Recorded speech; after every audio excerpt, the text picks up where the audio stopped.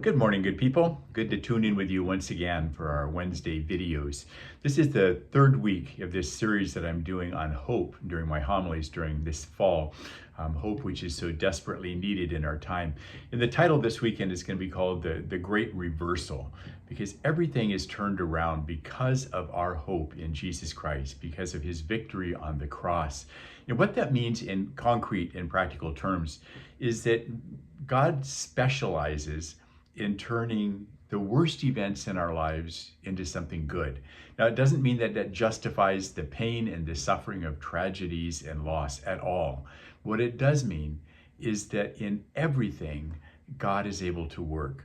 And folks, as a pastor, I have heard so many stories of faith, so many stories where people have experienced in their lowest moments God doing remarkable things. And even looking into my own life, at some of the dark times in my life, especially looking back, not so much at the time, I'm just amazed at the ways that God is able to bring good out of horrible situations.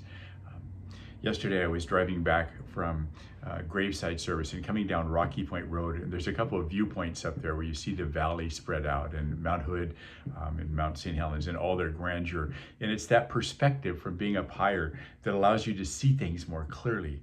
But so often we're stuck down in the valley where we don't see what's going on at all. We don't have a clue what God might be doing or why events are happening the way they are in our own life or in our families or in our world.